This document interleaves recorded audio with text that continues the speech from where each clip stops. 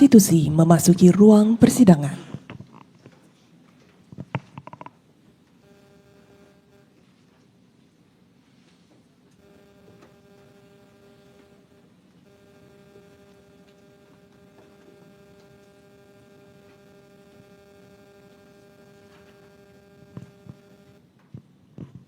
Hadirin disilakan duduk kembali.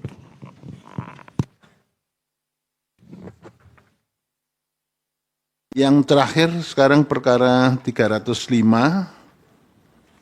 Sebentar. 305, saya buka berkasnya dulu.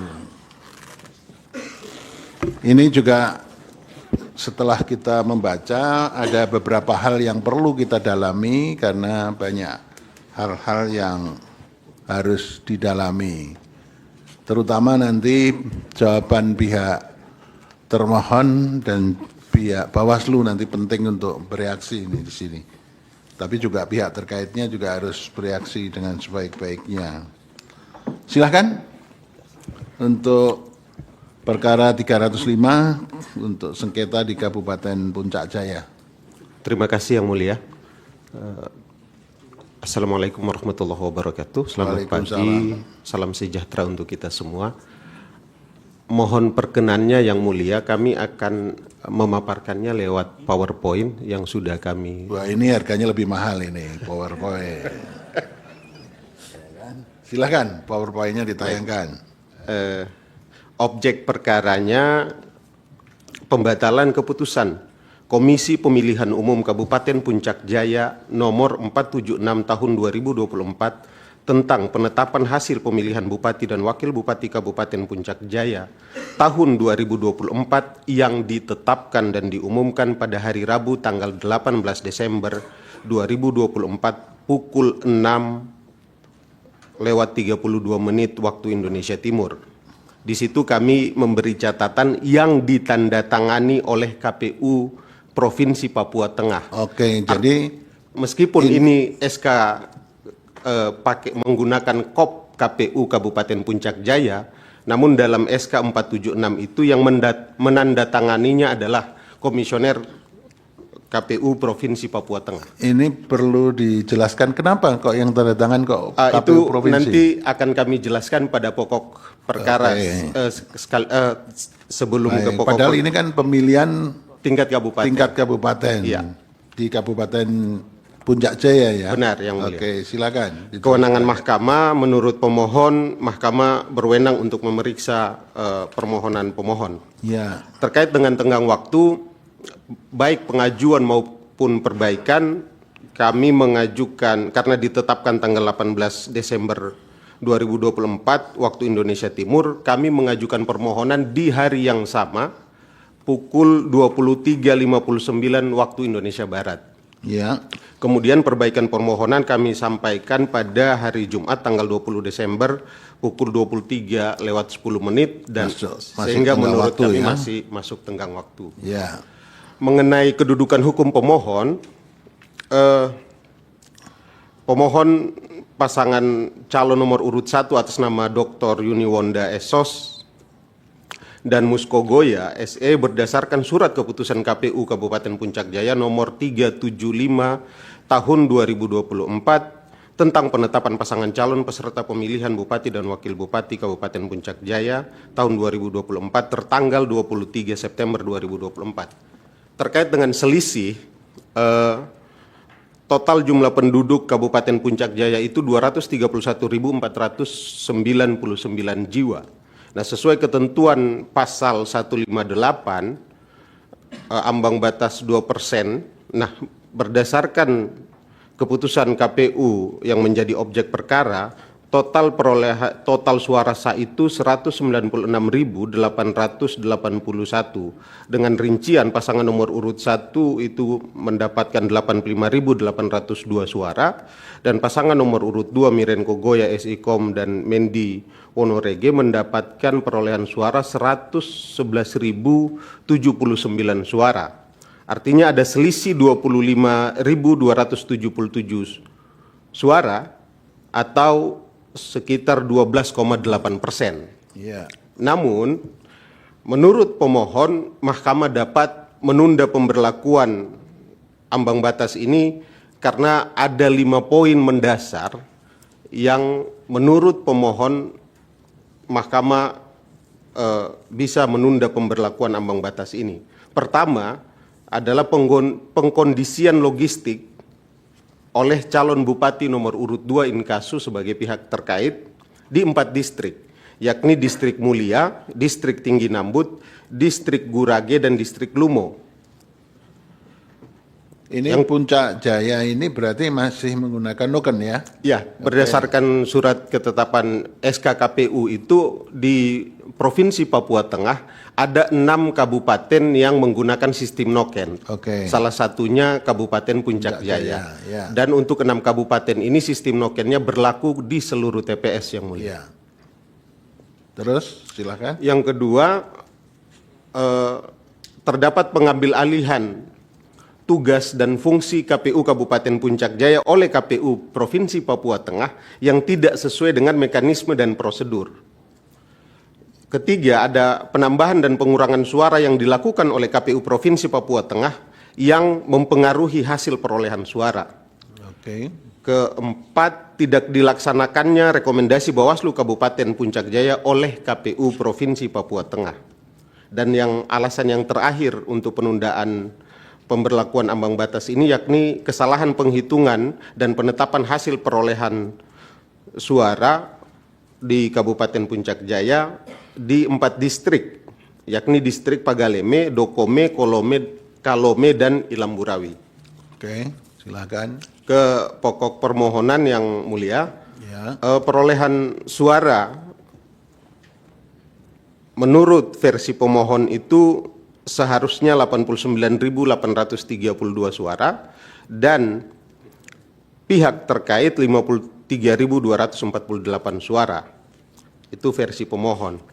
Iya. Nah, itu didasarkan pada hal-hal tadi, 5 hal tadi. Yang dimaksud dengan pengkondisian logistik itu pada tanggal 26 November tahun 2024 harusnya logistik di 4 distrik itu sudah terdistribusi. Namun sekitar jam 19.00 waktu Indonesia Timur, kantor KPU Kabupaten Puncak Jaya didatangi oleh, itu bisa nanti dengan perkenan yang mulia kami di slide ke-9 kami menunjukkan bukti pengambil paksaan logistik pemilihan yang dilakukan oleh pihak terkait di kantor KPU Kabupaten Puncak Jaya. Ini pengamanannya gimana kok pihak terkait bisa sampai ngambil logistik itu? Menurut pemohon. Memang pada saat pengambil paksaan logistik itu ada aparat keamanan, namun kondisi Puncak Jaya cukup mencekam dan memang kalau istilah yang lazim di Papua itu termasuk wilayah merah karena masih banyak gerakan-gerakan Rawan ya berarti rawan. ya. Oke. Benar yang mulia. Ya. Terus Jadi itu satu yang pengkondisian logistik itu sudah kami pengkondisian mulai dari- logistik itu yang meliputi apa saja, logistik apa saja yang Jadi diambil alih? kejadian yang di tanggal 26 November itu untuk di kantor KPU itu diambil logistik dari 2 distrik. Distrik Mulia dan Distrik Lumo ditambah dokumen hasil distrik Pagaleme itu diambil di hari yang sama oleh pihak terkait. Oke. Jika diperkenankan mungkin bisa ke slide ke-9 ada video singkat yang berdurasi 38 detik. Ya, nanti dijadikan bukti aja Bukti. nanti. Itu sudah dijadikan bukti yang Ya, mulia itu. ya, oke, langsung penjelasannya. Jadi pasca pengambilan logistik itu di Puncak Jaya ini tidak ada rekapitulasi tingkat kabupaten di kabupaten. Oh, Yang jadi mulia. Untuk- rekapitulasinya dipindahkan Dipindahkan ke Nabire ke Nabire. karena mempertimbangkan kondisi keamanan. Oke. Itu berdasarkan surat KPU Ini masuknya provinsi Papua Tengah. Papua Tengah ya. Jadi ada surat KPU Provinsi Papua Tengah nomor 2087 garing PL titik 02.6 garis datar SD garing 94 garing garing 2024 tertanggal 7 Desember, kemudian ditindaklanjuti oleh surat dijawab oleh KPU RI dengan surat nomor 2835 garing PL titik 02.6 garis datar SD garing 06 garing 2024 tertanggal 8 Desember. Ini karena kondisi keamanan yang tidak memungkinkan terjadinya pleno rekapitulasi di tingkat Kabupaten Puncak Jaya.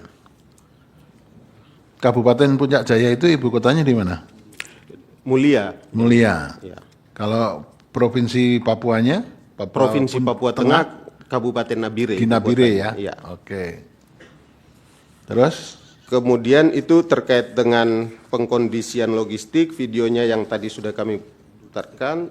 Nah, kemudian untuk 2 distrik, ini kaitannya yang tadi, distrik Pagaleme itu dalam rekapitulasi karena dokumen D hasil distrik itu sudah diambil oleh pihak terkait, penyelenggara hanya memegang dokumen C hasil. Oke. Sistem noken itu memang dia sama seperti yang membedakan sistem noken sesuai dengan surat SKKPU itu bahwa pelaksanaan pengikatan suara itu terjadi di hari yang sama, yakni tanggal 27 November. Ya. Setelah ada kesepakatan, kemudian seluruh kesepakatan itu diadministrasikan dalam dokumen KPU secara berjenjang, baik C hasil, C hasil salinan, dari TPS distrik sampai kabupaten dan provinsi. Ya. Karena ada pengambil paksaan logistik ini sehingga tidak hanya mencederai nilai-nilai demokrasi Pancasila kita, tapi juga mencederai nilai-nilai yang memang asas kekeluargaan yang ada di Papua sendiri melalui sistem noken itu. Harusnya kan kesepakatan itu kemudian dituangkan secara berjenjang. Ya. Namun yang terjadi adalah tidak ada kesepakatan, tapi pengadministrasian itu dilakukan oleh pihak terkait karena seluruh logistiknya diambil. Itu dilakukan di mana? Di tingkat kabupaten nggak ada, langsung di tingkat provinsi berarti pengadministrasiannya. Pengadministrasian itu nanti dilakukan pada saat rekapitulasi di Kabupaten Nabire. Itu kaitannya dengan pengambil alih. Berarti kalau itu di tingkat provinsi sudah? Iya, Ya, benar. di Nabire itu kan di provinsi. Di Nabire, tapi di Nabire pemindahan itu tidak langsung ke rekapitulasi di tingkat provinsi yang mulia. Oke. KPU Kabupaten Puncak Jaya masih diberikan waktu untuk melakukan rekapitulasi. Nah, terkait dengan pengambil paksaan logistik ini, Bawaslu Kabupaten Puncak Jaya sejak pada tanggal 30 November itu sudah mengeluarkan beberapa rekomendasi yang juga sudah kami jadikan bukti. Ada laporan Bawaslu, rekomendasi Bawaslu. Rekomendasi Bawaslu karena pelanggaran pemilihan itu bisa berdasarkan laporan atau temuan oleh Bawaslu. Betul. Nah, yang sudah kami lampirkan juga sebagai bukti P5, P6 sampai dengan P8 itu rekomendasi Bawaslu untuk tidak mengikut sertakan 4 distrik ini, distrik Mulia, Lumo, Gurage, dan distrik Tinggi Nambut untuk tidak diikut sertakan dalam rekapitulasi. Sebab logistik itu dikuasai oleh pihak yang tidak berwenang. Oke. Nah, pada tanggal 17 Desember, sebenarnya KPU Kabupaten Puncak Jaya sudah menyelesaikan sekitar 15 distrik.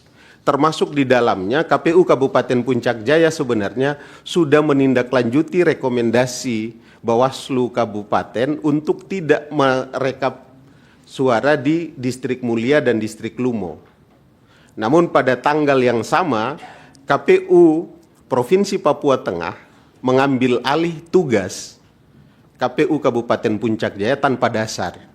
Sebab mekanisme pengambil alihan sesuai ketentuan PKPU itu harus didahului dengan penonaktifan sementara KPU Kabupaten. Sampai saat ini belum ada surat keputusan KPU RI untuk menonaktifkan komisioner KPU Kabupaten Puncak Jaya. Oke. Artinya seharusnya SK 476 ini juga batal demi hukum karena yang menandatanganinya tidak berwenang. Oke, Sehingga pada tanggal 17 itu KPU Kabupaten Puncak Ya Jaya agak dipercepat. ya Itu rekomendasi Bawaslu tidak hanya satu kali di sini. ada Yang di dalam beberapa permohonan. karena itu rekomendasi yang dikeluarkan per distrik yang mulia. Oke. Jadi semua rekomendasi ini tidak dijalankan. Ada rekomendasi. Awalnya dijalankan oleh KPU Kabupaten Puncak Jaya. Namun ketika ada pengambil alihan, ini juga melanggar mekanisme. Pengambil alihan sekiranya pun dimungkinkan KPU provinsi tidak boleh memveto apa yang sudah diputuskan dan ditetapkan oleh KPU Kabupaten. Hanya melanjutkan rekapitulasi. Faktanya untuk rekapitulasi di 15 distrik, termasuk di dalamnya sudah menjalankan rekomendasi Bawaslu untuk 2 distrik, Lumo dan Mulia itu kemudian juga dikembalikan oleh KPU provinsi, diulang kembali. Jadi ini kaitannya dengan mekanisme pengambil alihan yang tidak sesuai mekanisme. Oke. Itu gambaran umum kami, tapi sebelum masuk ke petitum, karena pertimbangan kondisi keamanan tadi dan bahkan logistik pun bisa diambil dari kantor KPU, maka menurut kami tidak perlu dilakukan PSU di Kabupaten Puncak Jaya demi keselamatan warga, karena ketika PSU itu terjadi kemungkinan terjadi konflik itu sangat besar yang mulia. Oke. Terus petitumnya bacakan, silakan. Ya, nanti petitum saya serahkan ke baik. Ya. Sesama advokat satu tim dilarang mendahului seperti bis kota. Berdasarkan dalil-dalil pemohon di atas, pemohon dengan segala hormat memohon kepada Yang Mulia Majelis Hakim Mahkamah Konstitusi untuk menjatuhkan putusan dengan amar sebagai berikut. 1. Mengabulkan permohonan pemohon untuk seluruhnya.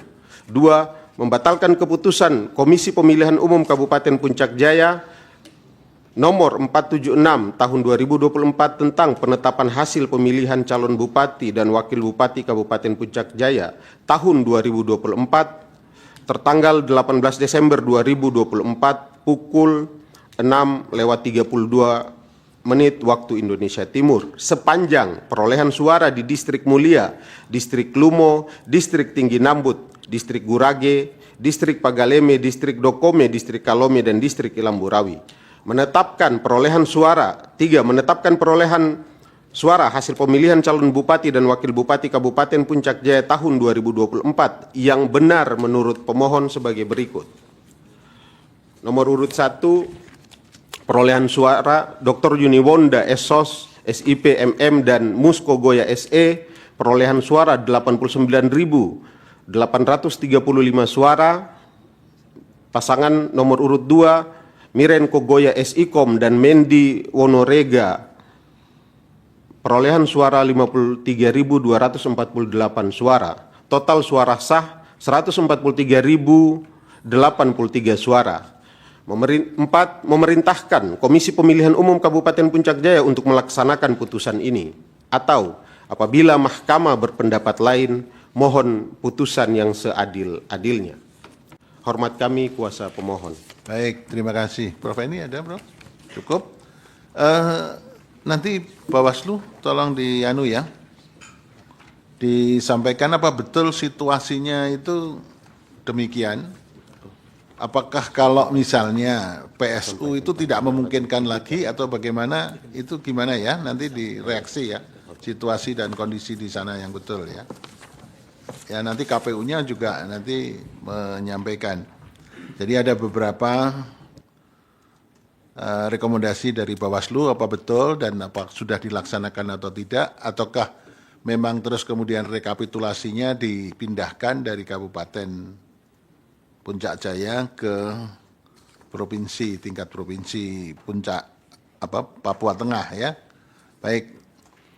Nanti di semuanya tolong direaksi, kemudian juga pihak terkait, menurut versi pihak terkaitnya bagaimana nanti kita supaya mendapat gambaran yang komprehensif ya.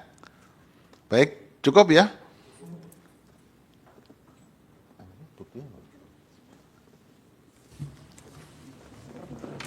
Mana tadi? Ada tambahan. Oh, ini. Oke. Tutupan. Baik. Saudara pemohon mengajukan bukti P1 sampai dengan P57. Benar Yang Mulia. Baik, ini ada catatan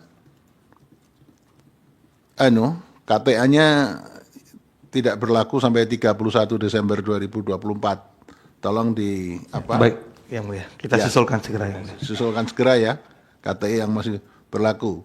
Di Komisi 2 malah di Kanal 2 malah ditanyakan. Ini kok biaya untuk memperpanjang KTA kok mahal, kok pada enggak diperpanjang gitu. Kalau Pak Afdan punya ya KTA-nya ya. Ya itu. Ya, baik disahkan P1 sampai dengan P57. Ada yang mau disampaikan lagi? Ya, kita berjalan lancar, efisien, pukul 10.15 sudah selesai. Mohon izin Yang Mulia. Dari mana? Dari termohon Yang Mulia. Silakan. Baik, perkenalkan saya Budi Rahman dari termohon perkara 225 dan 252. Kami sudah membuat surat Yang Mulia untuk mengajukan inzage untuk perkara 252 untuk melihat bukti P1 sampai P43 sama 225. Kita juga melihat bukti pemohon P1 sampai P25 Yang Mulia. Ya. Mohon izin untuk menyampaikan di bawah Yang Mulia suratnya nanti. Ya, nanti sudah disampaikan di bawah. untuk inzage. Ya. Baik, makasih. Inzagenya boleh besok sore saja. Karena apa? Kalau kemungkinan masih ada bukti tambahan yang baru dimasukkan besok siang. Baik. Ya. Mohon izin ya untuk yang sudah masuk kami boleh inzage dulu ya Mulia ya. Ya, boleh. Baik, makasih. Nanti di bawah ya. Baik, ada lagi yang akan disampaikan? Pihak terkait, silakan. Dari 305. Silakan. Ya, ada suratnya ya, nanti di bawah ya. Ada, sudah Yang Mulia. Jangan keras-keras, itu nanti rusak itu. Baik Yang Mulia. Itu namanya pelanggaran itu kalau rusak. Ya. Di sini ngomongnya sedikit aja sudah masuk kok. Peka sekali kita itu. Baik Yang Mulia. Ya, baik. Ya, Pak Adhan ada? Izin Yang Mulia, kami kuasa hukum pihak terkait Teluk Bintu ini ada hal yang perlu kami sampaikan. Pertama terkait tadi statement dari kuasa hukum pemohon di awal yang menyampaikan soal bukti hutang piutang dan biodata syarat calon. Ya. Kami keberatan dan menolak karena bahwa hal tersebut tidak Ya, ada nanti di dalam. nanti disampaikan pada waktu menyampaikan keterangan pihak terkait ya. Ya, yang perlu kami sampaikan karena tidak ada di dalam dalil pemohonan. Ya, makanya pemohon. itu nanti disampaikan aja. Oke, terima kasih. Dan itu statement itu nanti masuk pada waktu acara penundaan. Oke. Ya. Yang kedua, kami juga akan menyampaikan permohonan untuk insageh bukti-bukti Ya. yang diajukan oleh pemohon Silakan. untuk kepentingan penyusunan keterangan kami. Ya, silakan. Terima kasih Yang Mulia. Ya, baik. Baik, ini saya sampaikan penundaan sidangnya untuk perkara 101, 181, 225, 274. Penundaan sidangnya hari Kamis 30 Januari tahun 2025 pada pagi hari pukul 8.00. Saya ulangi, 101, 181, 225, dan 274. 31 Januari tahun 2025 pada pukul 8 pagi agendanya mendengar jawaban termohon, mendengar keterangan pihak terkait dan keterangan Bawaslu dengan catatan seluruh jawaban atau keterangan beserta alat buktinya diserahkan 1 hari sebelum hari sidang. Berarti tanggal 29 Januari. Kemudian untuk perkara 252 dan 305 itu ditunda Kamis 30 Januari pada pukul 13.00. Yang perkara 25 dan 3.05. 30 Januari pada pukul 13.00. Begitu juga jawaban termohon, keterangan pihak terkait, keterangan Bawaslu, dan seluruh buktinya disampaikan 1 hari sebelum hari sidang. Ya, ada yang mau disampaikan? Cukup? Cukup semua? Ya, cukup ya termohon, Bawaslu, pihak terkait cukup? Baik, terima kasih. Assalamualaikum warahmatullahi wabarakatuh. Sidang selesai dan ditutup. Hadirin